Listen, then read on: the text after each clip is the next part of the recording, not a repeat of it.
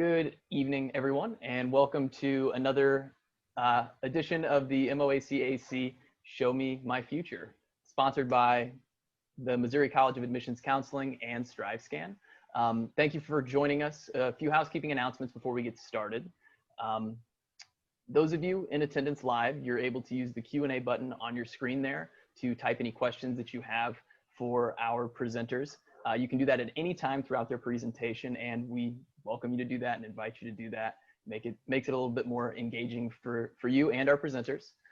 Your camera and microphone are disabled, so they're turned off, and you will not be able to turn those on at all throughout the presentation. So our panelists cannot see or hear you, and so that Q&A function is your only way to ask questions. This is just one of many sessions that's being sponsored by MOACAC. So you can check out a full list of those on moacac.org. And this presentation will be recorded along with all of those other presentations, and those will be posted within a week's time. So without further ado, I will hand it off to Ashlyn and Aaron.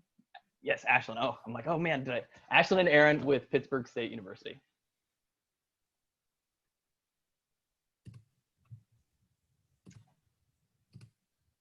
All right, it is all yours. Hello everyone, my name is Ashlyn. I am the regional recruiter up in Northern Missouri, and this is Erin. Hi guys, I am Erin Rivero, and I am the regional recruiter for Southern Missouri. And we're just going to be telling you some general information about Pitt State, so feel free to ask any questions in the comments, or in the chat below, and we'll get to those periodically throughout our presentation. So we are located in Pittsburg, Kansas. We're about 2 hours south from the Kansas City area. So for my students out there that are from the Kansas City area, for me, I'm from Kansas City. So it was kind of the perfect distance from home where I wasn't too far away, but I wasn't too close where my mom can just randomly come by and be like, oh, hey, I'm stopping by. So it's a really nice town. Pittsburg is a really good town. Has about 20,000 residents. So it has that college town feel to it, but there's no shortage of things to do in town. We have a mall. The mall has a movie theater in it, and movie theater tickets are actually only $3 for students. So as a student, I definitely utilize that because it's a lot more expensive around the Kansas City area. Erin, what is your favorite thing in Pittsburg to do? Oh gosh, my favorite thing to do in Pittsburgh, I'm a coffee addict, and we've got 5 different coffee shops to choose from. So I go there pretty regularly. They all know me by name, and they tend to know my order. So I don't know if that's good or bad, but I think Pittsburgh is a great size for students and for everyone, really. It's big enough that you really don't know everyone, but it's small enough that you can know a lot of people pretty easily, and it's easy to get involved in. And we're right in the corner of Southeast Kansas, so it's super easy if you wanted to hop over to Missouri, or you wanted to go down to Arkansas, Oklahoma, or even like road trip to Texas. We're a good central location, and it's pretty easy to travel from Pittsburgh. And one really cool thing that's pretty new for us is called Block 22. It's in our downtown area of Pittsburgh, and they were historic buildings, and we renovated them to accommodate student housing. There's businesses. There's actually an innovative space for students to use there as well. So that's what's really cool about Pitt State is we're kind of trying to always innovate, and we're always updating the building or adding something new. So it is a small town, but there's a ton to do. And as you can see there, the gorilla is our mascot, and that's the only gorilla mascot in the United States. So we're pretty proud of Gus. He is awesome. All right, so this is a little bit more about the campus itself. So as you can see there, we have a really pretty campus, especially in the fall. Aaron and I both love fall on campus. It's the best time. The trees, of course, turn really pretty colors and that sort of thing. We have about 6,600 students on our campus, so that makes us medium size. And again, I personally really love this. It wasn't overwhelming, on your first day of class, you're not going to a lecture hall of 500 students. It's a lot smaller than that, and that makes it really easy to, network with other students and get to know your professors. And on the same note, professors at Pitt State are really awesome. They have time where you can meet with them in their office if you need to discuss anything before a test, if you're just not getting anything in class. We have really good professors on our campus. So we have a 22-to-1 student to faculty ratio. So again, most of your classes are going to be smaller, on the smaller side, which again is really awesome. I really love that about Pitt State.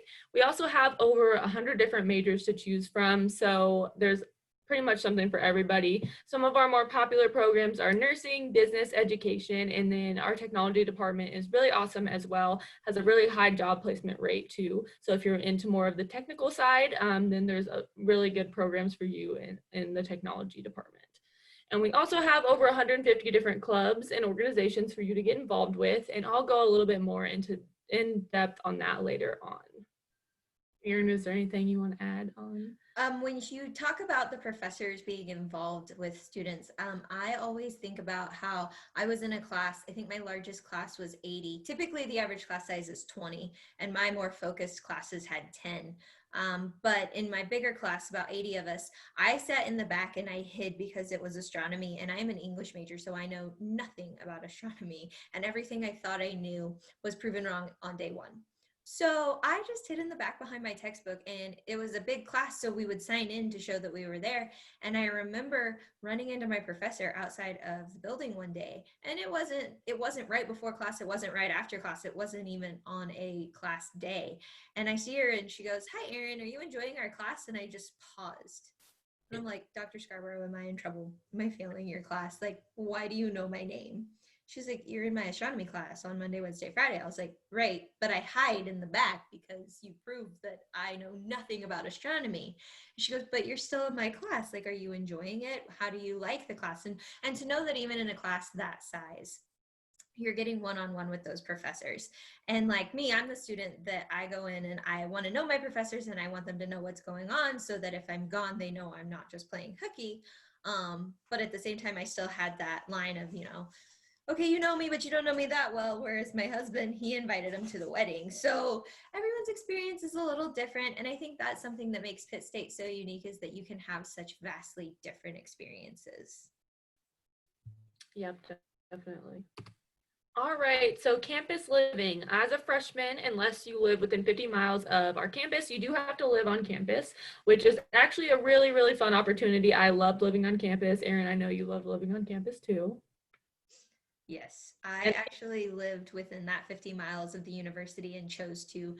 Every single year I lived on campus, and I lived on north side, I lived on south side, and it was great because even though I grew up 30 minutes away from the university, I was able to be actively involved on campus, and I was able to join a bunch of different clubs, because we all have those days that we're like, "Oh, I'll come back, it's fine, I'll be back later to do exhibit A."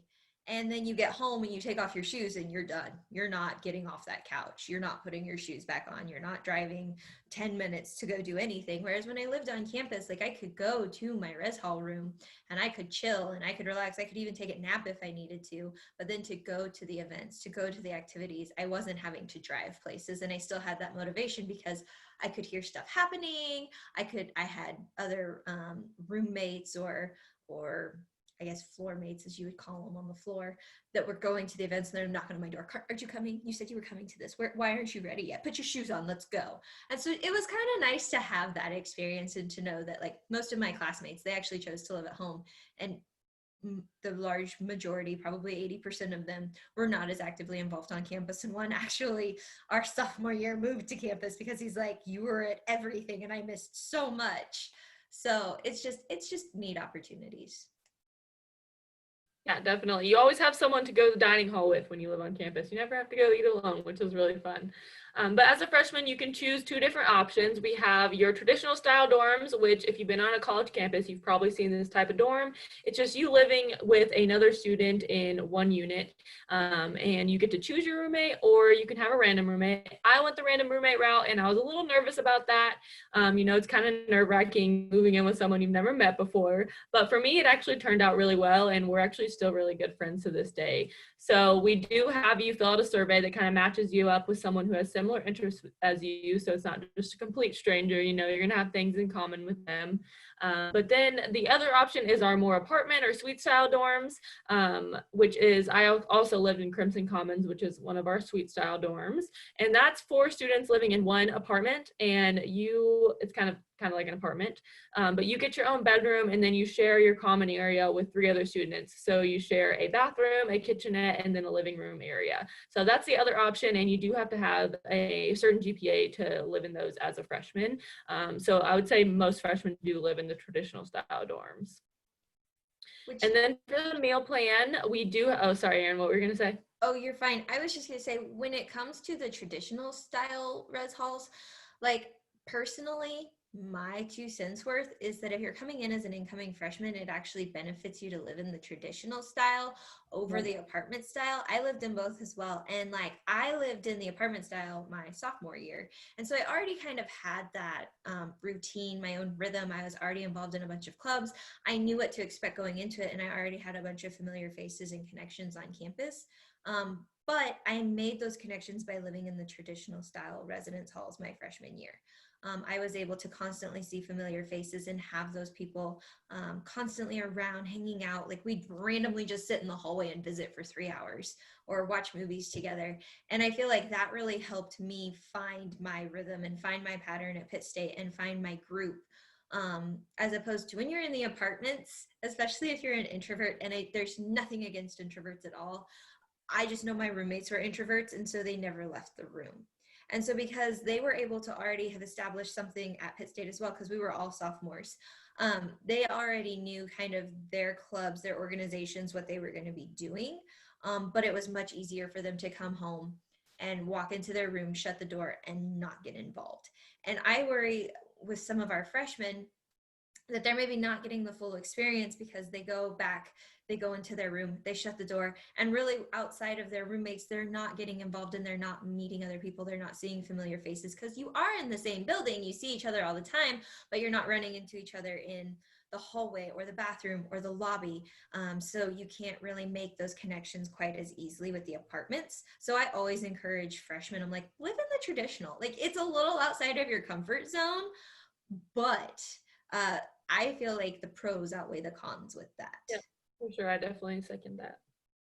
And then for meal plans, you have 2 different options. So you can do unlimited Monday through Sunday, or you can do unlimited Monday through Friday. Again, we recommend students to do Monday through Sunday just because Pitt State's not really a commuter campus. Like most people that are on campus, they're going to stay on campus during the weekends, which I personally really liked because on the weekends when I was walking around as a student, I didn't feel like it was a ghost town. Like there was still a hustle and bustle of campus and it wasn't just empty.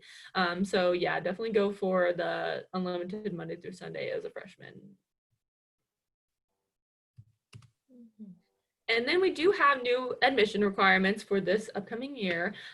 So for Kansas and any of our students, any state you're coming from, you're gonna have the same requirements. So it's either a 2.25 GPA or a 21 on the ACT. However, we still want you to submit both your transcript and your ACT scores to us because we still do use ACT scores for most of our scholarships. So whenever you apply, you'll just wanna send those in to us. You can actually email them to me or Erin and we can get those submitted for you. We'll talk a little bit more about the application process further on in the presentation. And this is transfer admission requirements. We won't spend too much time on this. If you are a transfer student, you can definitely reach out to us and we can help you with the transition process going from a 2-year community college or wherever you're transitioning from to Pitt State. The number one question I get asked is if you're taking classes in high school through a community college or a technical school, if you're coming in as a transfer. It's basically our frequently asked question. The only way you qualify, you'll see here, is a student with 24 or more credit hours after high school. So you can take those dual credit classes in high school. I always encourage students, if that's the route you want to take, go for it. I took them as well, but you're still coming in as a freshman just because life between high school and a university or even a community college and a university are so different that we have some transitions classes to help you guys. So you're not necessarily losing those credit hours. Most of those are going to transfer, but just know that when you come in, you're still coming in technically as a freshman, at least for that semester. And then at semester, it'll change over into sophomore, junior, or whatever the case may be. But again, we just don't want you guys to get lost in that mix. Then on to tuition. So we actually offer in-state tuition for all of Missouri residents, no matter what county you live in. So as you can see there on the slide, that does save you a lot of money getting in-state tuition just because we're so close. We offer in-state tuition to Missouri and then a couple other states as well. And we've actually added on to that this year. But we have flat rate tuition, so that's really unique. I don't know a lot of universities that have flat rate tuition. I think we're one of the few, but that just means we don't charge you per credit hour. So we charge you the same amount no matter how many classes you take. As long as you're enrolled full time, you can take as many classes as your advisor will allow you to. So if you're wanting to double major, Pitt State's a really good place to double major because you're not going to have to pay extra to take those additional courses you'll need to graduate with 2 majors. Do you want to add anything about your friend that double majored, Erin? Oh No. my gosh, no, he triple majored actually. Okay, yeah, I had a friend that had 4 majors, so that's possible at Pitt State. If you want to do it, you can do it at Pitt State. But yeah, if you have any specific questions about tuition, you can always reach out to us. But this kind of breaks it down, kind of shows you like what we account for books and how much residence hall living, which that includes your access to the dining hall as well in that price. The flat rate really makes it easy for students to make their degree specific to them. So like I chose 2 minors that are very unrelated to English, like graphic design and psychology, not related.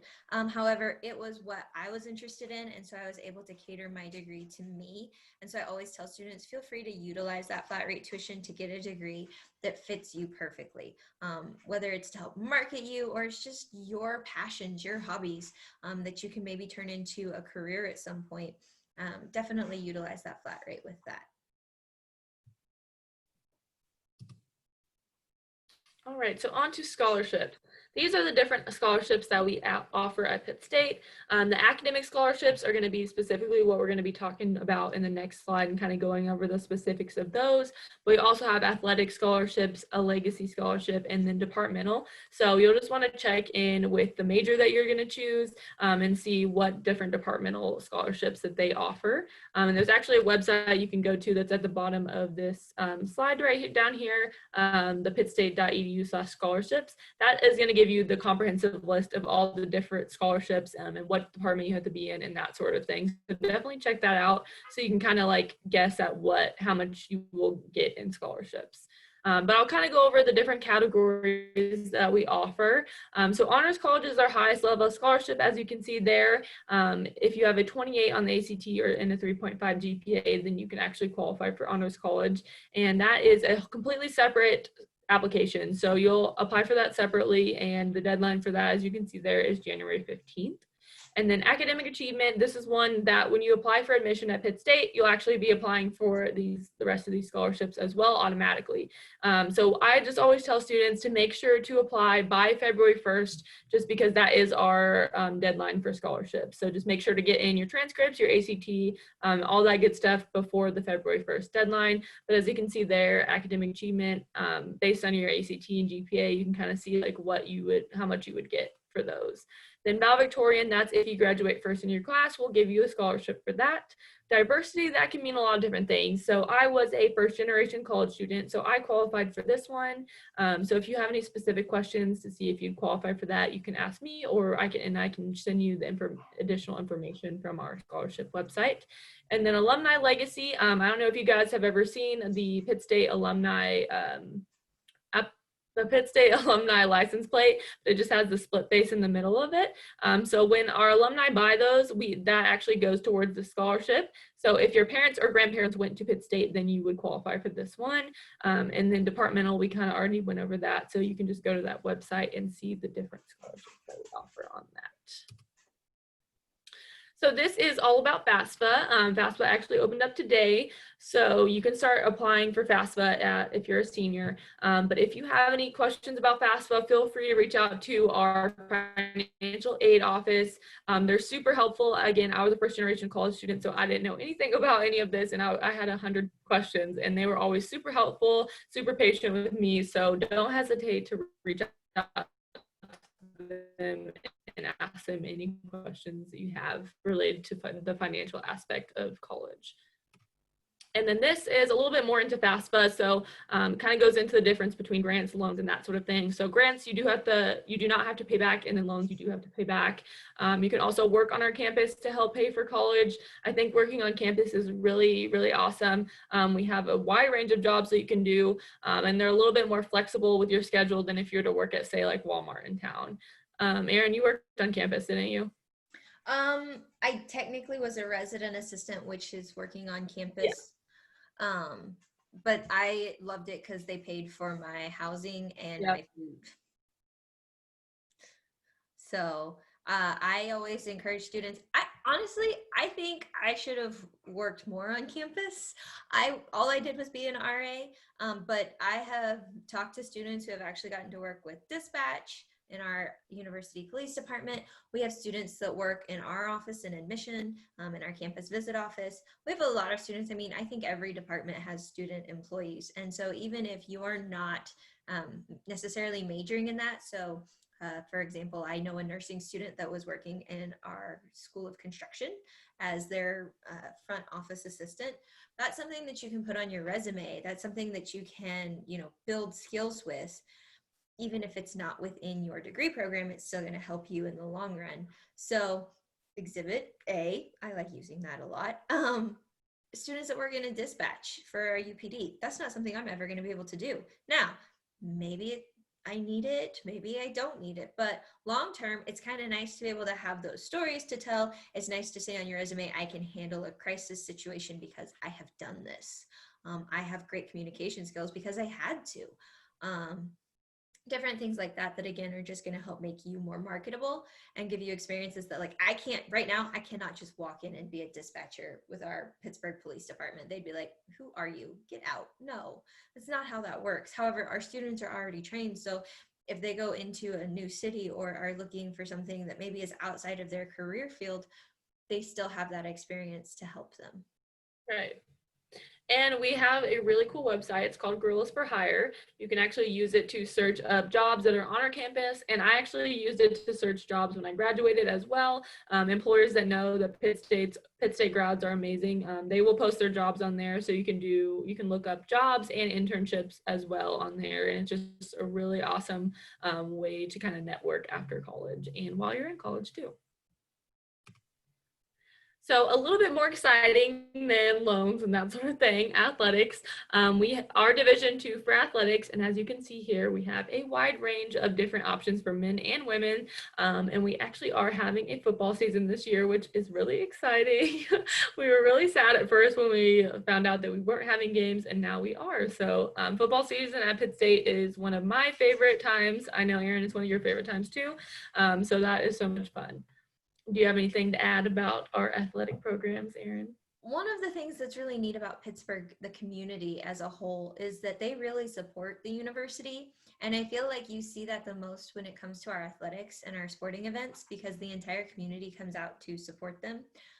So whether it's football, volleyball, basketball, you will see community members at all of them. And one of the big traditions for our very first home football game is to paint the town red, which, if you don't know our mascot, by the time you drive through Pittsburgh, you will. There's gorillas everywhere, and everything is crimson and gold. And it's amazing to witness. I joke about it all the time. But during that first home football game week, we do what's called Paint the Town Red. And so we see who can have the most school spirit. And even through the pandemic and the COVID-19, our community has supported the university and our students. And so when they found out we weren't able to do our first home football game as planned, they were like, okay, but we still want to do Paint the Town Red. How do we do it? So what's been neat to see is how they have been flexible and adapted to the changing times. And so instead of doing it for our first home football game, we're actually going to do it during our homecoming week. But our community wanted to still show their support. They wanted to paint the town red. They wanted to show their school spirit. So that is why we are able to do this. Otherwise, I think in any other circumstance, people could say, oh yeah, well, whatever, we don't have to do that this year. It's a headache. We don't want to do it. But our community does want to. So much so that they're still finding ways to do that. And I think that's been inspiring for me to see. I already knew the community was so supportive of the university, and you get that feeling when you come here. but to see them be this proactive about, we still want to do stuff. Like, we still want to show our support. We still want to have a spirit week, so to speak. We still want to compete to see who has the most school spirit. I think that's been really cool. And that's what's cool about Pitt State too, is it's such a homey feeling. Like when you know you're coming from a completely different city, Pitt State really feels like home for all of us gorillas. All right, so on to student life. So I talked a little bit earlier, but we do have over 100 different clubs and organizations that you can get involved with. Definitely get involved in college. It's one of the most fun experiences about college, I personally think. Aaron and I were both super involved in college, and I think it made our college experience so much better. But we have kind of everything that you can think of to get involved with. We have everything from anime club to knit club. There's definitely something for everybody. And if there's a club that you kind of thought you wanted to join, but we don't have, you can actually make your own club. You just need an advisor to, kind of lead your club, and then a couple other students that are interested in it as well. So definitely get involved. And then on this next slide are reasons why you should get involved in some of photos from our student organizations. So getting involved, of course, helps you build friendships. That's one of the main reasons why people get involved. You also kind of makes you feel more part of the community and kind of attaches you more to the university itself. It's also really good for when you graduate. It looks really good on your resume when you were involved, and you're going to build those skills that you might not have built if you weren't involved. And it's also important for networking and that sort of thing. And you also will most likely have a higher GPA, because most organizations do require you to have a certain GPA. So that's just another reason, why you want to keep your grades up, is to keep your involvement in those different clubs. And this is just about how you can get involved on our campus. We do have an organization fair, usually in the fall and spring, and this is really fun. You can go around and talk to the different organizations. There's also businesses that come too, and there's free food and free t-shirts. I always say, as a college student, you never want to turn down free food and free t-shirts. So it's a really fun day on campus to, browse all the different clubs that we have and see all the different businesses we have in town as well. And so this is how you can apply.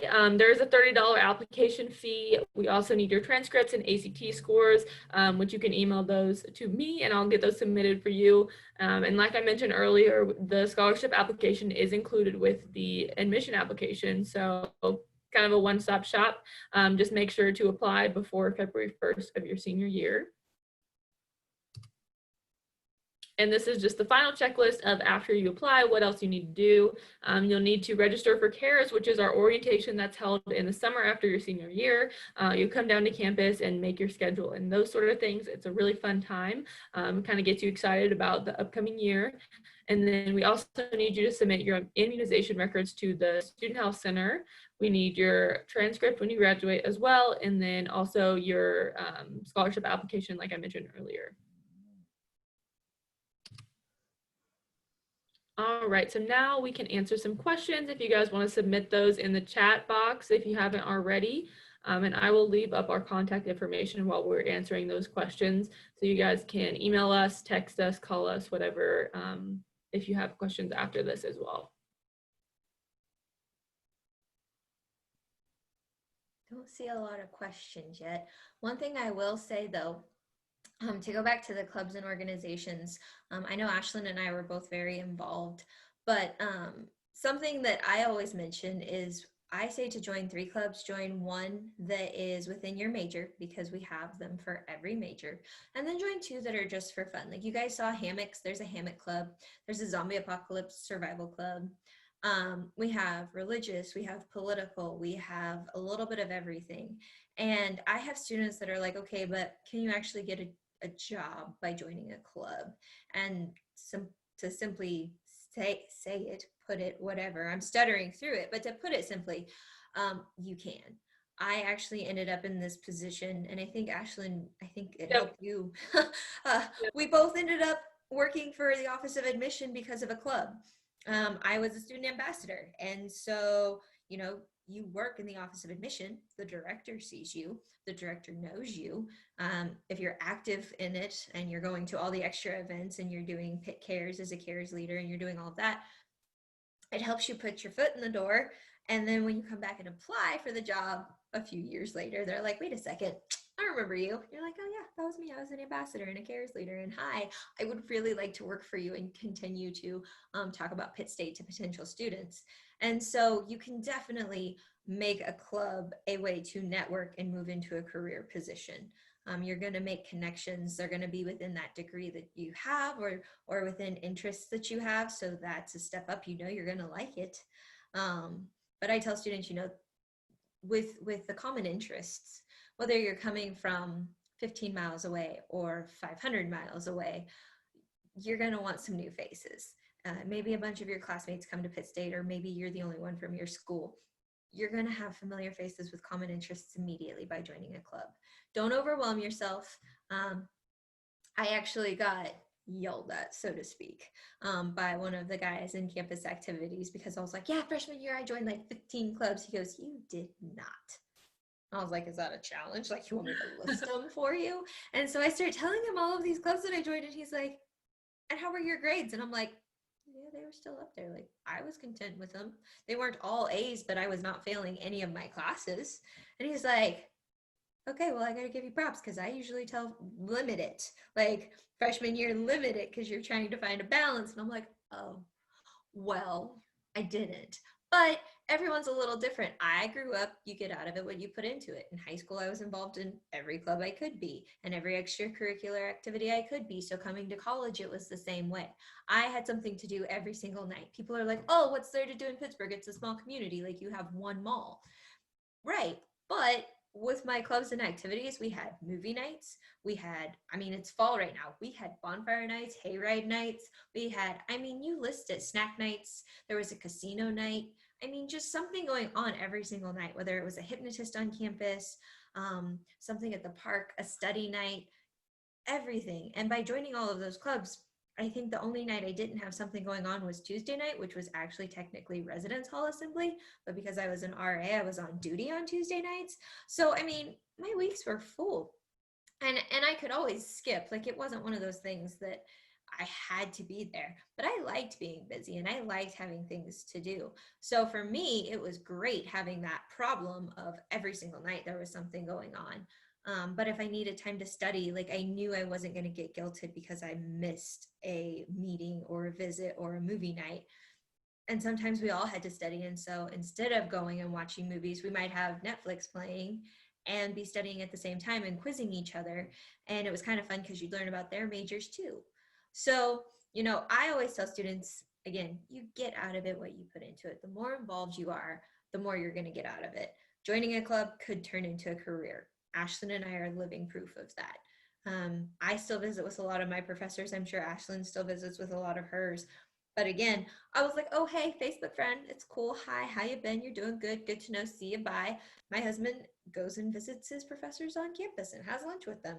And like I said, he invited them to the wedding. The dean of the College of Technology came up to me and was like, oh, I got my save the date. And I'm like, you're on the list? Like, none of my professors are on the list. Okay. And it's a very different experience. Neither of us didn't enjoy our experiences at Pitt State. He was just involved in one club and was visiting with his professors more. And, you know, he was a mechanic guy, so they were hanging out in the shop and they were working on cars, and that was his thing. So he was always with them, as opposed to me, who knew everyone on campus. And none of them, well, I mean, not none of them were invited, but I wasn't inviting them all to the wedding. So just kind of neat to see. And we are, if you are interested in visiting, we are having visitors on our campus right now. And we also do have a virtual visit on our website as well. So if you're not able to make it to campus, you can look on our website for that virtual visit as well. And your safety is first. I know that Ashlyn is not here in Pittsburgh. I actually am in Pittsburgh. So even though I'm Southern Missouri, we are so close to that Missouri line, like it's a 15-minute drive. But I do live in Pittsburgh. And so I can tell you firsthand, having been on campus, when you come to visit, your safety is our first priority. So everyone's wearing masks. We have sanitizing stations everywhere. We sanitize between visits, just everything to keep you guys safe. We have things set up so that you can be socially distant. But if you don't feel comfortable coming to campus, or you're like, that's a risk I'm not willing to take, that is why we still have that virtual visit up for you as well, that virtual tour. And even why we're here is because we want you guys to feel safe, but we still want to be able to talk to you. And we know that school visits are limited, and we want you to not miss out, but still at the same time get a little bit. I always tell students I could go on and on and on and on and on and on and on about how great Pitt State is and how great the campus is. And like, you walk across campus and the president of the university says hi and actually knows your name and wants to know how you're doing. And then you get, another few steps and the director of admission is talking to you, which I can account for firsthand. And just different things like that you can't experience with me just telling you about it. You get a feel for that on the virtual tour, but not so much because you're not in person interacting. But you can compare it to trying on clothes. You can compare it to test driving a car. I like to use both examples myself. Sometimes you have that outfit that you're like, that's the perfect outfit. It's exactly what I'm looking for. And you put it on, doesn't quite fit the way you'd hoped. And then you see one and you're like, that's the dog, sorry. And then you see like an outfit that you're like, oh, that's kind of cute. And you put it on and it's the perfect outfit. Coming to campus, it's that same thing. You get a feel for if it's the right fit for you. Test driving a car, maybe it's got all the bells and whistles and you get in and the seat's the most uncomfortable thing you've ever sat in and it doesn't handle well. Whereas this one doesn't quite have all the bells and whistles, but oh my gosh, the seat was made for you and it handles like a dream. So looking at the books, doing our virtual tour, all of that's a great step in the right direction. But being able to visit campus and talk to the departments, you're going to get in front of them. You're going to talk to our professors. So when they put their committees together for scholarships, they're going to already have a face to go with the name. It's not just Lauren. It's, oh, Lauren, I remember Lauren. She was also interested in A, B, C, D. Oh, I remember Christy or Corey or whoever, Ashlyn, Aaron. They do remember you, and our professors get to know our students. They remember those faces. They remember those names. I even quiz them. I like to, at our events, go up to our professor and be like, all right, so where'd your students go? Where are they career-wise? What are they doing with their lives? And without fail, they can always talk to me about past students and where they're at and what they're doing. And I don't think that's necessarily an experience you can get just anywhere. So I ramble sometimes, it happens. Bear with me, guys. You're still here, so that's a good sign. And if they do want to sign up for a visit, we're still registering online, right? And it's, what is the group size on our campus? So you can register online. You have to register a week in advance. So if you're wanting to come tomorrow, you're a little late.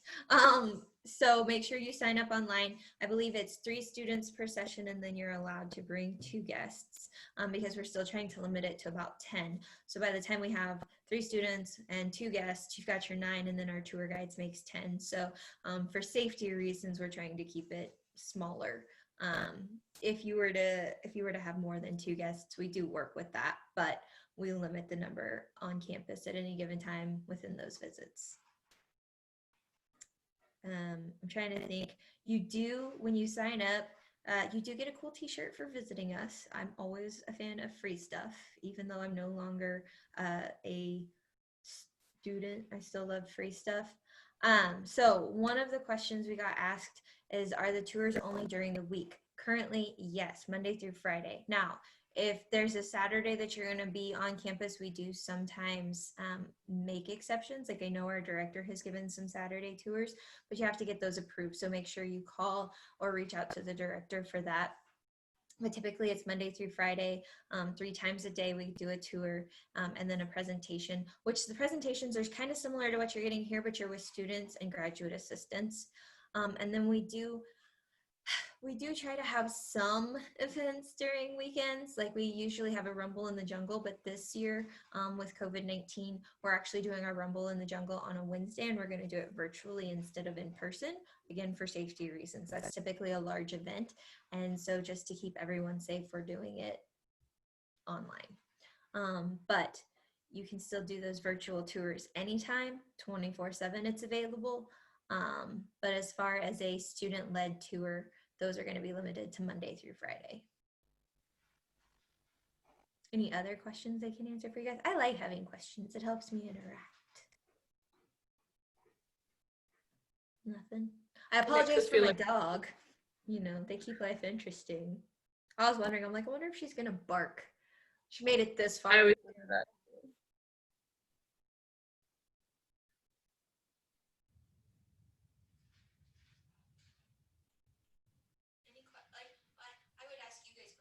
You can't answer me, but if you guys are coffee addicts like me, I'd love to know that. Yeah, we have some of the best coffee shops in town. I always, I'm from I live in the Kansas City area still. I just go to the, Kansas City area high schools. But when I am in town, I'm always like, Erin, let's go to Root. That is one of my favorite coffee shops. It's so good. It's such a nice place to like hang out and study in between classes. And they have delicious crepes. But there's also Signet, which roasts their own. And I'm kind of a sucker for that. But there's some great stuff. Like we have lots of little parks. We have a wilderness park that students like to go to do hikes. And there's a lot of different paths through there. We have lots of little boutiques. Pittsburgh, with our Block 22 extension, Pittsburgh's hit kind of an economic boom with that. I think that's the right word for that. They're really growing. We have a lot of smaller businesses. We have lots of little places to eat at. It's definitely, I don't want to call it like ma and pa style, but it's definitely local community. It's not a whole bunch of chains, which I think helps make Pittsburgh unique because yes, of course we have your fast food. Like we have McDonald's, we have Taco Bell, we have Subway, Walmart. You have that, Home Depot. But you also have a lot of local things that you're not going to get anywhere else. Toast, for example. Everyone's like toast. I'm like, yes, delicious food. Oh my gosh, they celebrated their 1-year birthday today. And their main menu is toast and how to get unique with it. And so like if you look them up on Instagram, I'm telling you, you'll get hungry within about 30 seconds. But they have soups, they have delicious sandwiches, they have potatoes, salads, like all these really good foods, but it started with the idea of homemade bread. And so they make different styles of bread. You can buy them by the loaf. We've got with the Block 22, that is actually where the Root Coffee Shop is located, but we've also got essentially Block 22 itself, the innovation area where they're always trying to see what more they can do for our community and the university and just really boost our students and into the community. You know, it's one of those that we have connections all over the nation, all over the world. And so we do company days, we do career days. Our career services even has a career clothes closet for free business clothes. Like, I don't know if y'all have noticed, but business clothes are not cheap. And so these are gently used, donated by the community, and you go in with your student ID and you have a free outfit, a free business suit, which is great if you have an on-campus interview and you live in Kansas City originally and your interview's in 45 minutes and your business clothes are in Kansas City.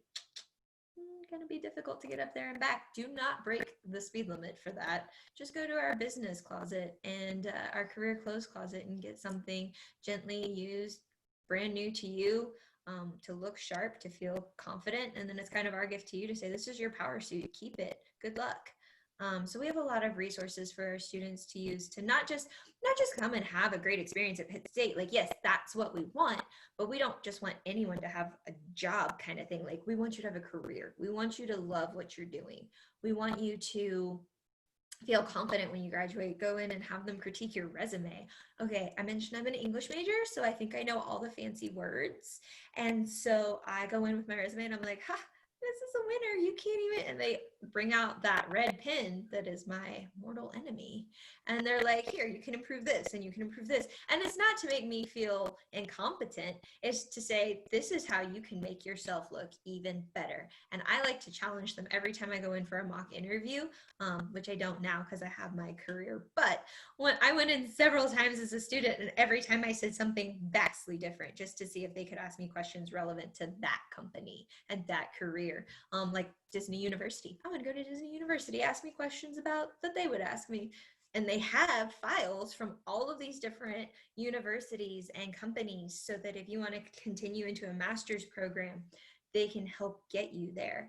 And they're asking you relevant questions about equipment, about programs, about the state, about whatever the case may be to help really boost you. And Zoom has kind of helped us all realize what we're really bad at doing in person because we're constantly seeing ourselves on video. But they will video your mock interview and then you can play it back and say, oh, I twirl my hair all the time. Do you know how distracting this would be in an interview if the whole time I'm just doing this? Or like I talk with my hands, but if I was like directing traffic and landing a jet with my hands, that would be distracting during an interview. So you can watch those videos back and even if you don't do a video, they're going to give you that feedback and they're going to say, I noticed you have a nervous habit of pulling on your ear. Let's try not to do that. Or you watch the video and you're like, did you know I was flipping my hair the whole time? And they're like, yeah, I did. Did you? No. And it's just ways to help you improve so that when you walk into that interview, because you're going to have those opportunities, you not only look sharp, but you feel confident going in there. You're not just going, I don't know what I'm doing and I hope this works. You know you're ready.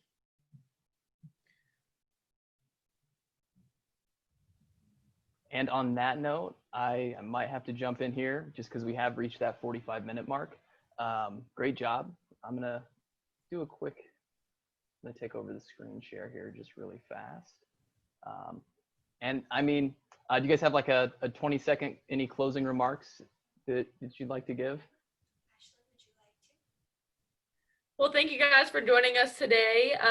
Again, if you have any more specific questions that we didn't get into, like on majors or anything like that, you can reach out to me and Erin. Our contact information was on that previous slide, and it's also on our website if you were able to take it down. But thank you so much for joining us today. And remember, once a gorilla, always a gorilla. Awesome. That's great. So thank you everyone for joining us. That concludes this session. So when we close out the window, there will be a quick survey, a 4-question survey that I encourage you to fill out. We'd really appreciate your feedback. There's a bunch of other sessions that are still to happen. So definitely check those out on moacac.org. And in about a week, the recording for this will get posted online. So if you want to refer back to it, definitely do that. So thank you, everyone. Thank you, facilitators. Great job. Have a great rest of your evening, everyone. Ta-da.